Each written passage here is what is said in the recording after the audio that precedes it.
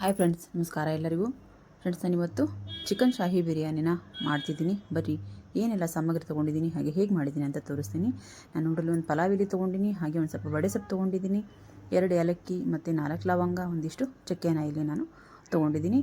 ಹಾಗೆ 1 ಹಿಡಿಯಷ್ಟು ಕೊತ್ತಂಬರಿ, 1 ಹಿಡಿಯಷ್ಟು ಪುದೀನ, 1 ಹಿಡಿಯಷ್ಟು ಮೆಂತ್ಯ ಸೊಪ್ಪನ್ನು ನಾನು ತೊಗೊಂಡಿದ್ದೀನಿ ಇಲ್ಲಿ. ಹಾಗೆ ದೊಡ್ಡ 2 ಈರುಳ್ಳಿನ ನಾನಿಲ್ಲಿ ಉದ್ದುದ್ದಕ್ಕೆ ಹೆಚ್ಚಿಟ್ಕೊಂಡಿದ್ದೀನಿ.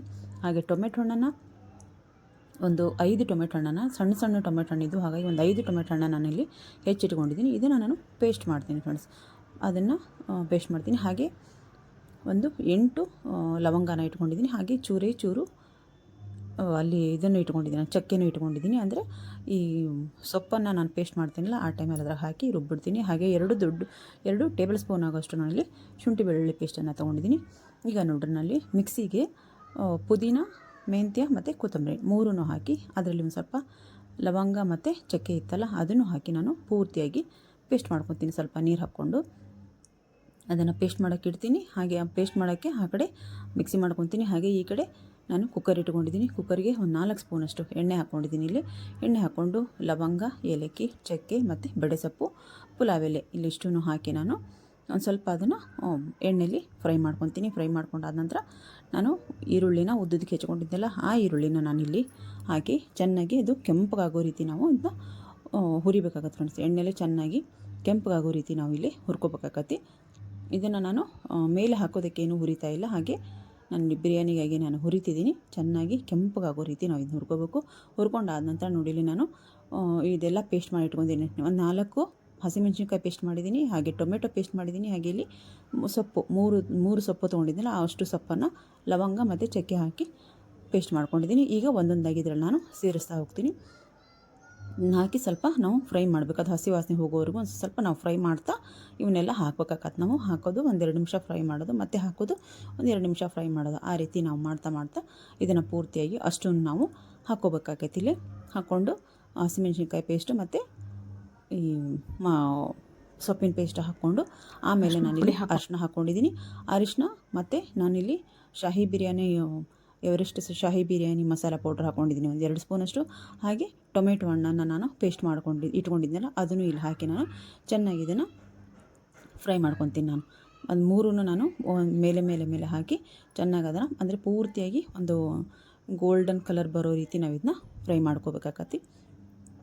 ಫ್ರೈ ಮಾಡ್ಕೊಂಡು ಆದ ನಂತರ ನಾನು ಇದು ನೋಡಿರಿ ಎಷ್ಟು ಚೆನ್ನಾಗಿ ಕಲರ್ ಬಂದೈತಿ. ಈ ರೀತಿ ನಾವು ಒಂದು ಸ್ವಲ್ಪ ಕೈ ಬಿಡ್ದೇನೆ ಅದನ್ನ ಫ್ರೈ ಮಾಡ್ಕೋಬೇಕಾಗತ್ತೆ.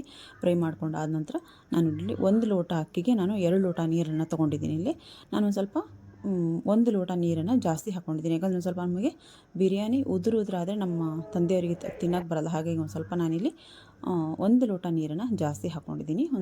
ಸ್ವಲ್ಪನೇ ಸ್ಟಿಕ್ಕಿಯಾಗಿ ಬರುತ್ತೆ ರೈಸ್. ಆ ರೀತಿ ನಾನು ಮಾಡ್ಕೊತೀನಿ. ಇದು ನೋಡಿರಿ, ಚಿಕನನ್ನು ನಾನು ಈ ಟೈಮಲ್ಲಿ ಹಾಕ್ಕೊಂಡಿದ್ದೀನಿ. ಫಸ್ಟಿಗೆ ನಾವು ಮಸಾಲೆಯಲ್ಲೇ ಹಾಕಿ ಚಿಕನನ್ನು ನಾವು ಫ್ರೈ ಮಾಡ್ಕೊತೀವಿ. ಆದರೆ ಈ ರೀತಿ ಒಂದು ಸರ್ತಿ ನೀವು ಮಾಡಿ ನೋಡಿರಿ, ಚೆನ್ನಾಗಿ ಬರ್ತೈತಿ. ಅಂದರೆ ಅದರೊಳಗೆ ಹಾಕಿ ನಾವು ಎಣ್ಣೆಲಿ ಫ್ರೈ ಮಾಡ್ಕೊಂಡ್ರೆ ಒಂದು ಸ್ವಲ್ಪ ರಬ್ಬರ್ ರೀತಿ ಆಗುತ್ತವೆ. ಈ ರೀತಿ ನಾವು ಈ ಮಸಾಲೆ ಎಲ್ಲ ಹಾಕಿ ಚಿಕನ್ ಹಾಕಿ ಅದಕ್ಕೆ ಉಪ್ಪು ಹಾಕಿ ನಾವು 1-2 ವಿಶಿಲನ್ನು ನಾವು ಮಾಡಬೇಕಾಗತ್ತೆ ಫ್ರೆಂಡ್ಸ್. ಅಂದರೆ ನಾವು ಉಪ್ಪು ಎಲ್ಲ ಮಸಾಲೆನೂ ಅದು ಹೀರ್ಕೊತೈತೆ ಚೆನ್ನಾಗಿ.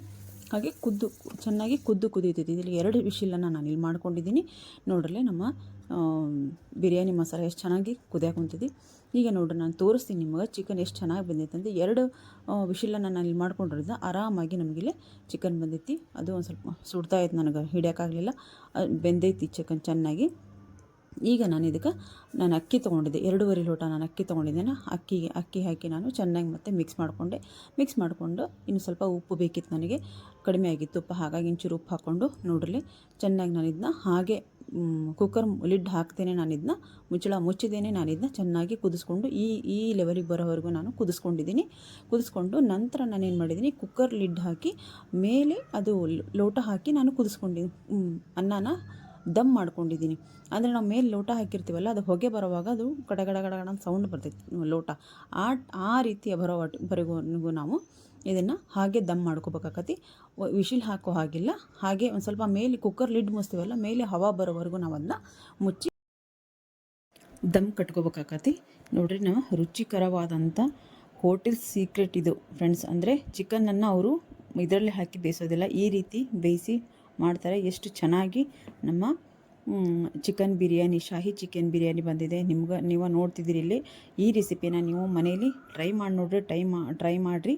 ಸೂಪರ್ ಆಗಿರುವಂಥ ಚಿಕನ್ ಶಾಹಿ ಬಿರಿಯಾನಿ ಮೊಸರು ಬಜ್ಜಿ ಜೊತೆಗೆ ರೆಡಿ ಆಗೈತಿ. ನೀವು ಈ ರೆಸಿಪಿನ ಟ್ರೈ ಮಾಡಿರಿ.